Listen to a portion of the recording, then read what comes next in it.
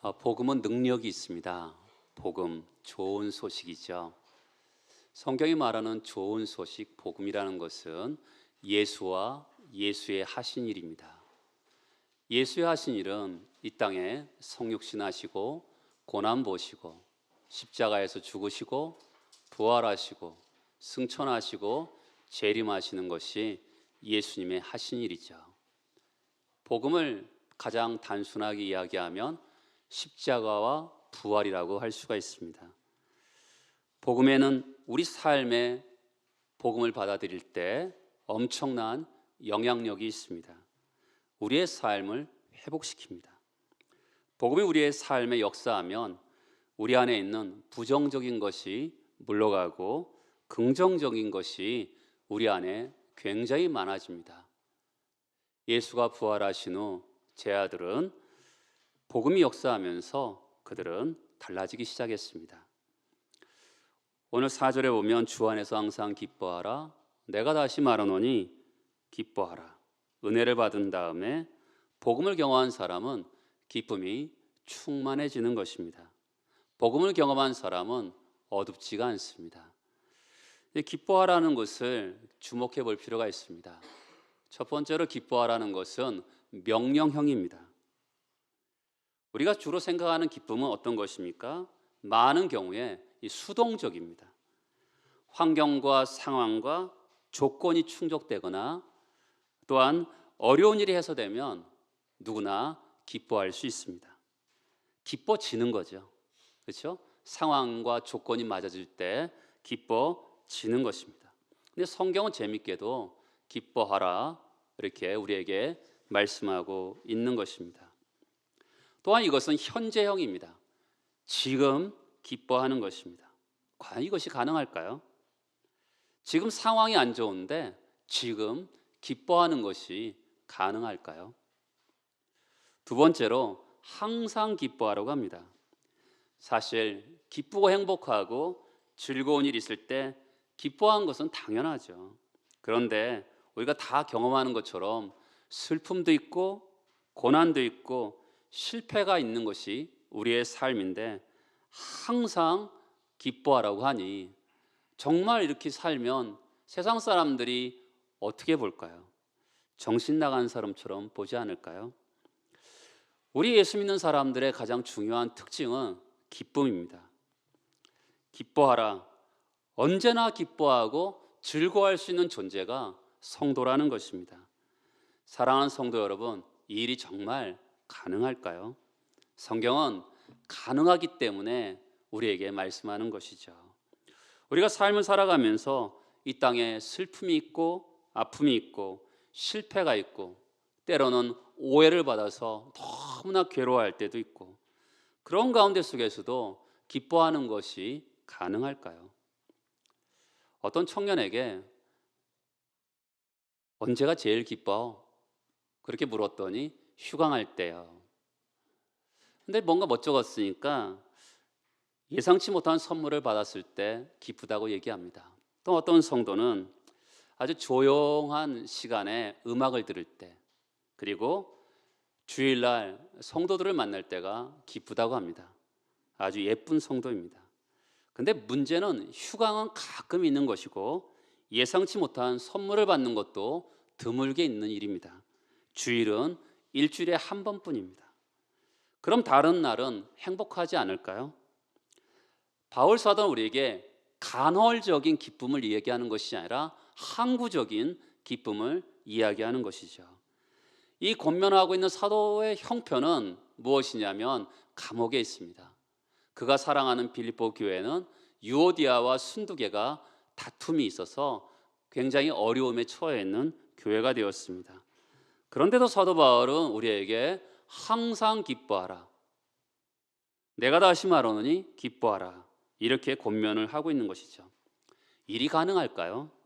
우리의 삶이 기뻐지도록 상황과 여건과 조건이 갖춰져서 이런 경우는 기뻐진다라는 것이 아니라 우리의 삶의 어떤 경험에도 불구하고 항상 기뻐하는 것이 가능할까요?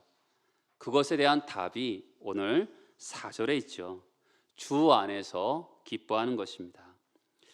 이 땅에서 기뻐지도록 기다리지 않고 항상 기뻐할 수 있는 이유는 주 안에서 기뻐하는 것입니다. 주 안에서. 그럼 예수 믿으면 고난과 아픔과 문제가 다 사라지는 기계적이고 맹목적인 기쁨을 교회는 가르치지 않습니다. 기독교는요, 절대로 맹목적이고 기계적인 기쁨을 가르치지 않습니다. 하는 일마다 잘 되고 어려운 일이 하나도 없고 금방 풀리는 그런 기계적인 기쁨을 가르치지 않습니다. 우리가 다 경험하는 것처럼 아픔도 있고 실패도 있고 때로는요, 너무너무 고통스러울 때도 있습니다. 그럼에도 불구하고 주 안에서 기뻐하라고 말할 때 그 핵심이 뭘까요? 그것은 믿음을 사용해서 기뻐하는 것이 성도의 특징이라는 것입니다. 이 세상을 사는 성도들이 성경이 말하는 기쁨을 알고 성경이 말하는 기쁨이 있거든요. 그것을 항상 기뻐할 수만 있다면 이 한국 사회, 너무나 아파하고 있는 이 한국 사회에게 이런저런 일로 우리가 정말 기뻐할 수 없는 이 사회에 기쁨이 담겨 있는 얼굴을 가지고 이 사회를 얼마든지 치료할 수가 있게 되는 것이죠.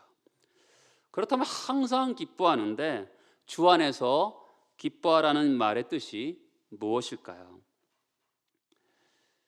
어떤 상황과 조건과 형편에 구애받지 않고 항상 기뻐하는 것이 어떻게 가능할까요? 주 안에서라는 말을 세 가지 관점에서 생각해 보도록 하겠습니다. 첫 번째로 기쁨이 어디에 있어요? 주 안에 있는 기쁨을 말합니다. 예수님이 세상에 오셔서 우리의 질고와 고통과 아픔, 죄와 허물을 대신 지시고 돌아가시면 통해서 주신 선물이 있죠. 그게 바로 구원의 선물입니다. 구원의 열매 중에 하나가 기쁨입니다. 하나님께로부터 오는 기쁨이죠. 이 땅에 있는 기쁨이 아닙니다. 하늘로부터 오는 기쁨을 말을 하는 것이죠. 우리 삶에 의해서 좌우되는 기쁨이 아니라 예수의 하신 일 때문에, 복음 때문에 주어지는 기쁨을 가지고 항상 기뻐하라고 말씀하는 것이죠. 구원받았기 때문에 기뻐하는 것이죠. 그렇죠? 내가 구원받았다라는 기쁨입니다. 예수님은 제자들을 떠나시기 전에 이렇게 말씀하셨습니다. 요한복음 16장에 보면 내가 다시 너희를 보리니 너희 마음이 기쁠 것이요 너희 기쁨을 빼앗을 자가 없다는 것이죠. 예수를 믿는다는 건 뭘까요? 종교인이 되는 것이 아니라 기쁨을 가진 자가 되는 것입니다. 빼앗을 수 없는 기쁨을 예수님이 주신다는 거죠.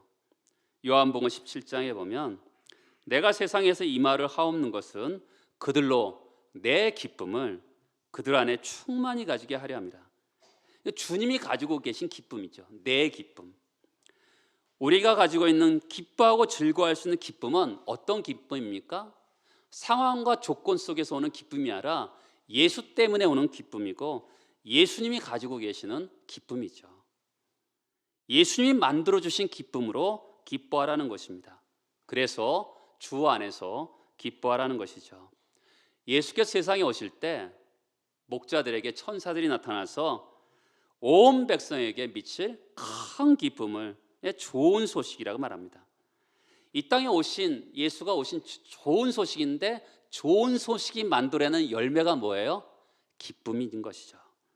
이 땅에 슬픔과 아픔이 있는데 그것을 이기고도 남는 큰 기쁨의 좋은 소식이라고 말을 합니다. 이 기쁨은요 바로 신비한 겁니다. 예수를 믿으면 내가 예수 안에 있고 예수가 내 안에 있다고 말을 합니다. 하나님과 연결되어서 오는, 그렇죠? 영적인 기쁨이 내 안에 흘러 들어오는 것이죠. 그것은 경험한 본 사람만이 아는 것입니다. 내가 기뻐할 수 없는 상황인데 예수의 십자가와 예수의 부활을 믿는 나에게 하늘로부터 오는 내 심령에서 솟아오르는 정말 생수가 흘러넘치는 것처럼 흘러나오는 그 기쁨, 그것은 경험해 본 사람만이 아는 것이죠. 주님이 우리에게 기뻐하라고 말씀하실 때 환경과 조건에 좌우되는 일시적인 기쁨을 말씀하는 것이 아닙니다. 자녀들이 잘 되고 가정이 잘 되는 그런 그로 말미암아 오는 수동적인 기쁨을 말씀하는 것이 아닙니다. 예수 때문에, 그리스도 때문에, 그렇죠? 오는 기쁨이죠. 감옥에 갇혔어도, 유오디아와 순두개가 다툼이 있어도 절대로 잃어버릴 수 없는 진짜 기쁨인 것이죠. 이 기쁨을 빼앗기지 말라는 것입니다. 여러분 삶 속에 이런 기쁨을 경험하고 있습니까? 주님이 주신 기쁨, 주님께서 그의 몸으로 피로 사주신 기쁨을 빼앗기지 말라는 것이죠. 이 땅을 살아가면서 기뻐할 만한 것으로 기뻐하는 것이 아니라 항상 기뻐하라고 말씀하고 있는 것이죠. 진짜 기쁨입니다. 하늘로부터는 기쁨이죠. 어느 집사님이 지방 도시에 출장을 가게 되었습니다. 주일이 되었어요. 그래서 어느 교회를 갈까 하다가 택시를 타고 기사에게 이 도시에서 가장 좋은 교회를 안내해 주세요 라고 했답니다. 타고 가다 보니까 옆에 큰 교회를 지나갑니다. 또 큰 교회를 지나가는데 거기에 머물지 않고 아주 작고 아담한 교회에 세워주더랍니다. 당황해서 묻습니다. 아주 큰 교회도 있는데 왜 이렇게 자그마한 교회로 나를 안내하십니까? 저는 예수를 믿지 않지만 제가 이렇게 다녀보니까 이 작고 아담한 교회에서 나오는 성도들의 얼굴이 가장 기쁨이 있어서 이 교회가 좋은 교회라 생각해서 제가 안내한 것입니다. 제일 좋은 성도는 기쁨이 충만한 성도죠. 제일 좋은 교회는 기쁨이 충만한 교회입니다. 그렇죠? 하늘로부터 오는 연결되어 있는 하늘에서부터 오는 하나님부터 오는 그 기쁨을 경험하는 것이죠. 이런 기준으로 볼 때 여러분들은 어떻습니까? 좋은 성도입니까? 이런 기준으로 볼 때 우리 교회는 어떻습니까? 좋은 교회입니까? 각자 진단해 보시기 바랍니다. 두 번째로 주 안에서를 이렇게도 해석할 수가 있습니다. 예수를 믿는 순간에 우리 안에 성령님이 오시는 거죠. 우리가 주 안에 있는 것입니다. 주님과 가까이 있는 거죠. 주님과 동행하는 것입니다. 떼려야 뗄 수가 없는 관계이죠. 여러분 누군가를 사랑할 때 느끼는 감정이 있습니다. 사랑하면 함께 있으면 행복합니다. 때로는 어려울 때도 있지만 문제가 있어서 어려운 문제 가운데 속에서도 같이 있기 때문에 행복하고 기쁜 것이죠. 주님이 우리 안에 계시는 거죠. 어려운 순간 속에서도 동행하고 같이 있기 때문에 기뻐하고 즐거워하는 것입니다. 수동적인 기쁨은 짧은 겁니다. 그런데 주님이 함께 하시는 데서 오는 기쁨인 것이죠. 기독교 근대사에서 독일의 모라비안 교도라는 아주 경건파 성도들이 있습니다. 존 웨슬레, 감리교회 창시자였던 존 웨슬레가 대서양을 건너고 있을 때 예배를 드리고 있었는데 엄청난 파도가 몰아치면서 그 돛대를 산산조각 냈습니다. 그리고 배가 온통 뒤집어지기 시작했습니다. 그런데 그 모라비안 교도들은 그 가운데 속에서도 조용하게 찬송을 하는 것입니다. 파도가 다 그친 다음에 이 존 웨슬레가 모라비안 교도들에게 묻습니다. 당신은 두렵지 않습니까? 나는 하나님께 감사하게도 두렵지 않습니다. 아이들과 여자들도 두렵지 않습니까? 우리 여인들과 아이들도 죽음을 두려워하지 않습니다. 어떻게 이런 일이 있을 수 있을까요? 그것은 바로 그들이 주 안에서, 그렇죠? 주님과 동행한다는 확신 가운데 속에서 오는 기쁨인 것이죠. 찬송 가운데 속에서 복음성가 가운데 이 또한 지나가리라는 찬송이 있습니다. 다양한 문제가 있지만 우리가 주님과 함께하면서 이 또한 지나가게 되는 것이죠. 세 번째로 주 안에서를 이렇게도 해석할 수가 있습니다. 주님이 이 땅에 오셔서 마귀의 권세를 깨뜨리셨습니다. 죄의 권세를 깨뜨리셨습니다. 또한 이 땅에 오셔서 사망의 권세를 깨뜨리셨습니다. 땅과 만물의 모든 권세를 주님이 가지고 계십니다. 이 세상을 미국이 이끌어가는 것 같고 중국이 영향력을 행사하는 것 같지만, 자본주의 정신이 이끌어가는 것 같지만, 성경은 하나님이 주인이시고 하나님이 세상을 이끌어 가신다고 말씀합니다. 그래서 주 안에서 기뻐하라고 말씀합니다. 어떤 삶의 경험에도 하나님이 통치하고 다스리는 것이죠. 하나님의 손 안에 있는 것입니다. 모든 것이 지금은 때로는 눈물 같고 아픔 같고 고통 같지만 하나님의 손 아래서 모든 것이 합력하여 선을 이룰 줄 믿으면서 기뻐하고 즐거워하는 것입니다. 2000년 전에 사도 바울이 있을 때 스토아학파라는 철학이 있었습니다. 스토아학파도 고통을 인정했습니다.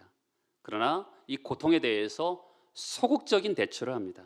세상은 본래 그런 거야 하면서 마음의 평정을 잃지 말라는 것이 이 스토아 철학이었습니다. 근데 사도 바울은 적극적으로 대처합니다. 그런가 보라가 아니라 분명히 이런 어떤 상황 가운데 속에서도 하나님의 뜻이 있고 하나님의 계획이 있다라는 것입니다.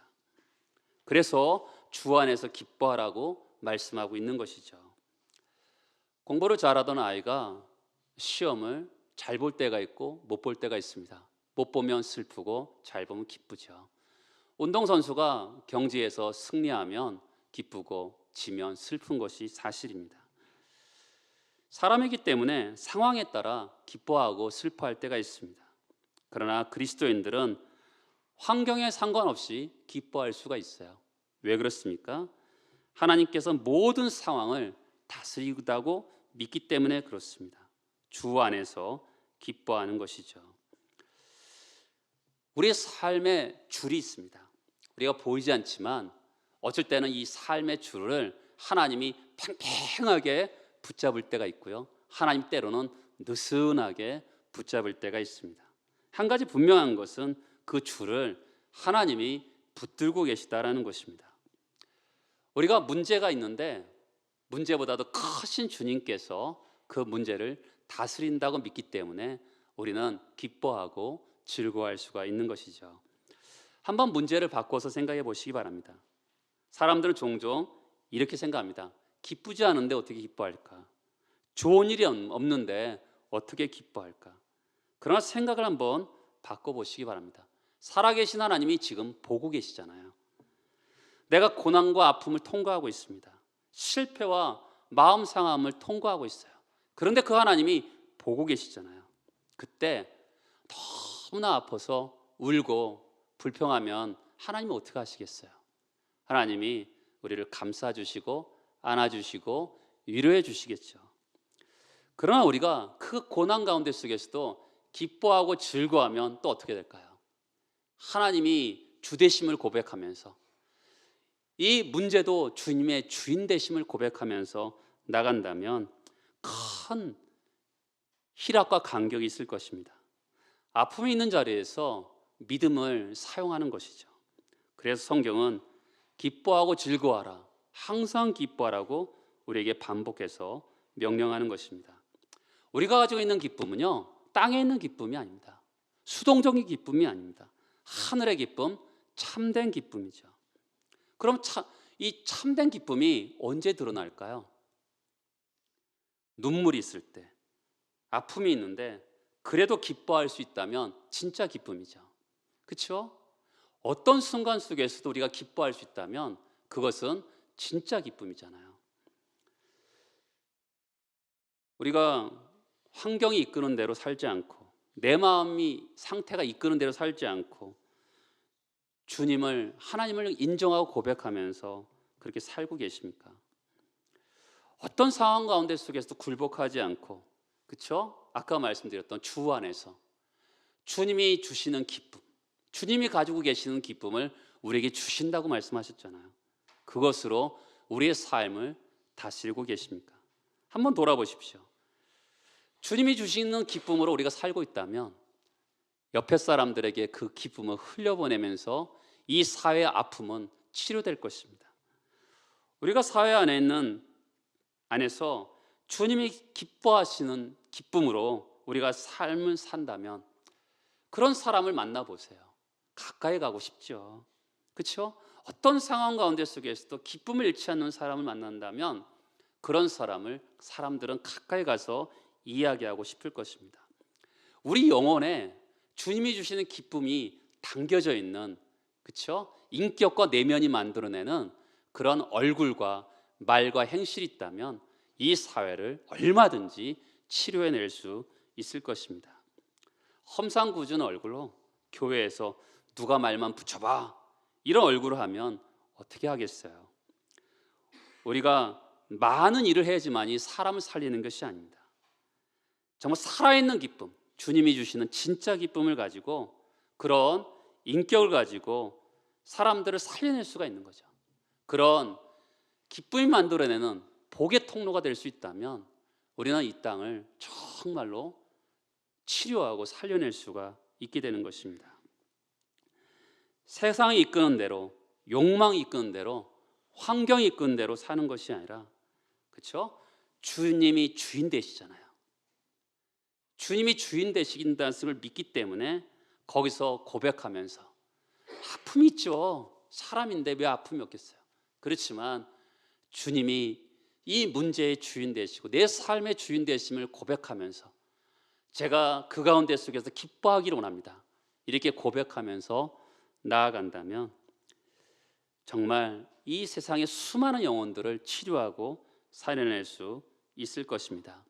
그렇다고 가식적으로 기뻐하라는 것은 아닙니다. 진짜 기쁨으로, 살아있는 기쁨으로 사람들을 살려내라는 것이죠. 이렇게 기쁨을 권면한 다음에 5절에 보면 너희 관용을 모든 사람에게 알게 하라고 합니다. 기쁨과 관용이 다른 주제 같지만 한 그릇 안에 있어요. 왜 그럴까요? 보통 관용이라는 것은 어떻습니까? 다른 사람과의 관계 속에서 관용을 베풉니다. 근데 왜 사도 바울은 기쁨을 관용과 연결해서 말하고 있을까요? 그것은 우리의 기쁨이 다른 사람과의 관계 속에서 기쁨을 빼앗길 때가 너무나 많기 때문에 이 관용이라는 용어를 쓰고 있는 것이죠. 부부간의 관계를 생각해 보세요. 부부는 여러분 경주하는 사람이 아니라 완주하는 사람들입니다.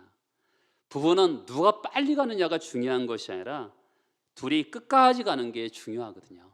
그러기 위해서는 관용이라는 주제가 굉장히 중요합니다. 한국 사회를 한번 보세요. 꽤 오래전에 정의란 무엇인가라는 미국의 교수님이 쓴 책이 굉장히 잘 팔려서 화제를 일으킨 적이 있습니다. 우리 사회는 정의에 대해서 관심이 많은 사회라는 것을 알 수가 있어요. 그러나 세상이 말하는 정의는 차가운 정의입니다. 다치게 하고 또한 아프게 하는 정의일 때가 굉장히 많습니다. 성경이 말하는 정의는 따뜻해요. 사람을 살리는, 정말 영혼을 살려내는 그런 정의입니다. 제가 한국 사회를 볼 때 마음이 아픈 것 중에 하나는 평등에 대한 요구가 너무 획일적이라는 거예요.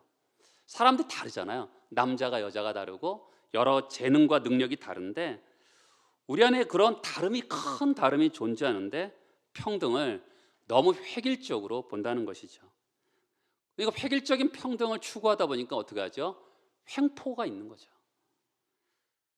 여러분, 획일적인 평등은 불가능해요.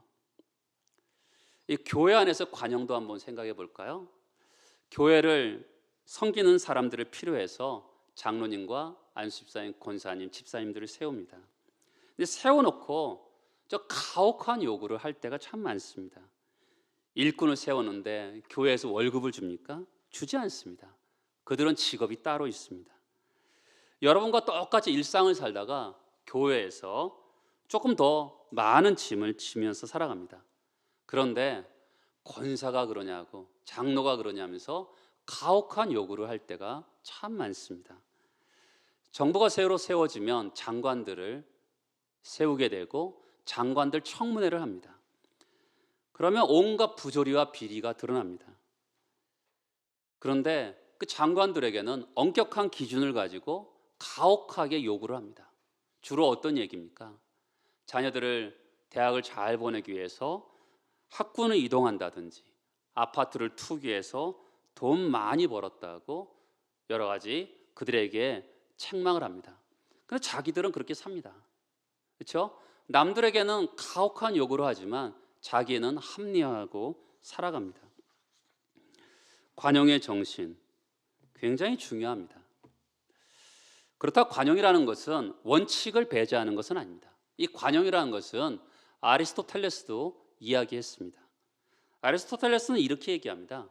법조문을 적용하는데 고집스럽게 적용하는 것이 아니라 법 정신을 살리는 것으로 이야기합니다. 법 정신.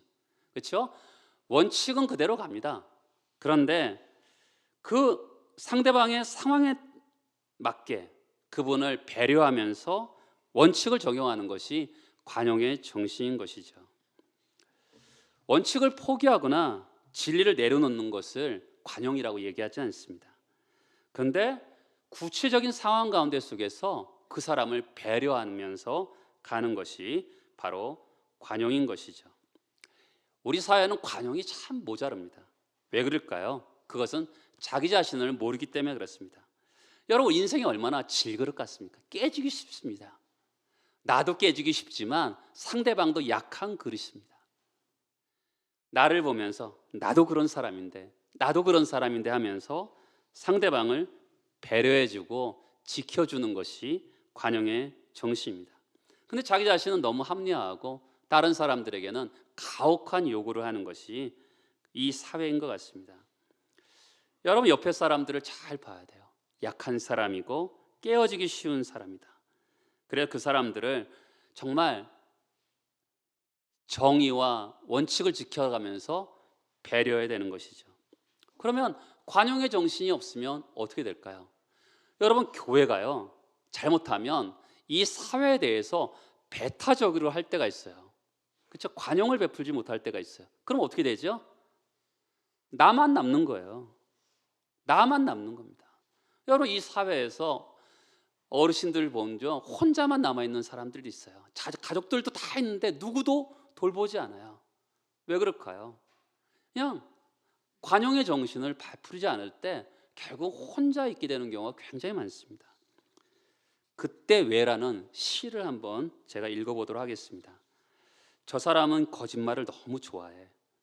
저 사람과는 결별해야겠어 하고 결심했을 때 그때 왜 나의 수많은 거짓말했던 모습들이 떠오르지 않았을까? 저 사람은 너무 남을 미워해. 저 사람과는 헤어져야겠어 하고 결심했을 때 그때 왜 내가 수많은 사람을 미워했던 모습들이 떠오르지 않았지? 저 사람은 너무 교만해. 그러니까 저 사람과 그만 만나야지 하고 결심했을 때 그때 왜 나의 교만했던 모습이 떠오르지 않았지? 저 사람은 너무 이해심이 없어. 그러니까 저 사람과 작별해야지 하고 결심했을 때 그때 왜 내가 남을 이해하지 못했던 모습들이 떠오르지 않았지? 이 사람은 이래서 저 사람은 저래서 하며 모두 내 마음에서 떠나보냈는데 이젠 이곳에 나 홀로 남았네. 여러분, 이 사람은 이래서 그만두고 저 사람은 저래서 그만두면 남는 사람은 나밖에 없는 것입니다. 아무리 관용을 가르쳐도 사람들이 관용하지 못합니다. 왜 그렇죠? 손해보는 것 같거든요. 내가 오해받고 때로는 비판을 당하고 피해도 보는데 왜 나만 손해봐야지? 하다 보니까 관용을 베풀지 못합니다. 자기를 보호하려고 자존심을 강하게 주장하다 보면 관용을 베풀 수가 없어요. 그런데 성경이 뭐라 하죠? 4장 5절에 보면 주께서 가까우시니라 그럽니다. 여러분, 관용은 세상적인 시각으로 보면 미련해 보이는 방식입니다. 너무나 미련한 것이 이 관용인 거죠. 주께서 가까우신다. 여러분, 이것은 두 가지가 있습니다. 주께서 가까우신다는 거 따라서 해보시겠습니까? 공간적, 시간적. 그렇죠? 주께서 가까우시는데 공간적으로 가까우신 거예요. 주께서 가까우시는데 시간적으로 가까우신 거거든요. 우리가 주님의 말씀을 순종하려고 애를 쓰다 보면 사실 잘 안 될 때가 있거든요. 그때 뭘 느끼냐면 내가 순종하려고 할 때, 이 관용의 정신을 순종하려고 할 때 주께서 공간적으로 가까이, 바로 내 옆에 가까이서 도우신다는 것을 느끼는 겁니다.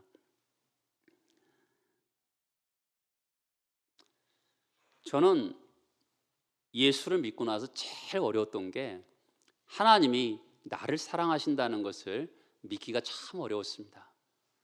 교회에서는 하나님이 사랑이시다 하는데 그 사랑을 믿기가 너무 쉽지 않았습니다.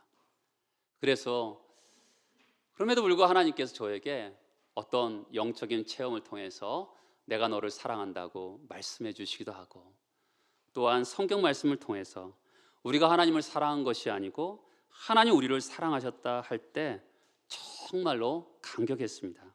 그런데 이런 모든 체험과 말씀의 역사는 귀한 것이지만 시간이 흐르면서 생생한 체험들이 약해졌습니다. 고난이 오고 실패가 오고 아픔이 오면 하나님이 나를 싫어하시는구나, 내가 잘 되는 것은 하나님 별로 좋아하지 않구나, 이런 생각이 올라올 때도 참 많았습니다. 목회를 하면서 특히 목회라는 게 뭐예요? 어떨 때 보면 사랑하기 힘든 사람도 있거든요. 그런 사람들을 정말 내치지 않고 품고 가야 되는 게 목회잖아요. 어떻게 하겠어요? 내 마음은 옹졸한데 하나님 앞에서 울면서 기도하는 거죠. 하나님, 그들을 품기로 합니다. 이렇게 그들을 축복합니다. 관용하기 어려운 사람들을 주님의 마음을 받아서 사랑해 보면서 그런 것을 느낍니다. 내가 어떤 종교적인 체험이나 영적인 체험이 주지 못했던 하나님의 견고한 사랑을 느끼게 되는 것이죠. 하나님이 나 같은 사람도 얼마나 사랑하시는가 깨닫게 됩니다. 그렇죠? 정말 사랑하기 어려운 사람들을 정말 이 마음에서 끊임없이 슬퍼하면서 울면서 그들을 품습니다. 그러면 어떻게 되는 줄 아세요? 하나님이 정말 내 곁에 가까이 계시는 것을 느끼게 됩니다. 그렇죠? 하나님이 도와주시거든요. 그 사람을 품을 수 있도록 도와주시고 내 삶에 정말로 관심 있다라는 것을 느끼게 되는 것이죠. 관용을 베풀면 어떻게 되죠? 하나님이 가까이 계십니다. 공간적으로 가까이 계시는 거죠. 또한 시간적으로도 하나님이 가까이 계십니다. 주님이 가깝다는 말이 뭐예요? 주님의 재림이 가깝다는 것이거든요. 사람들이 끝까지 싸우는 이유는 뭡니까? 이 세상의 삶이 유일하다, 이 세상뿐이라는 것이거든요. 그러나 예수 믿는 사람들은 이 세상뿐이라고 생각하지 않잖아요. 새하늘과 새 땅이 있다고 믿는 것이죠. 그때 무슨 일이 있는 것이죠? 정말 바른 재판관, 이 땅의 재판관들은 불완전한데 바르고 분명하고 완전하신 재판관이 그 하나님께서 시시비비를 가르실 때가 있다라는 것입니다. 그렇기 때문에 주님이 가까우시기 때문에 우리가 정말 그 사람들을 판단하지 않고 관용하는 것이죠.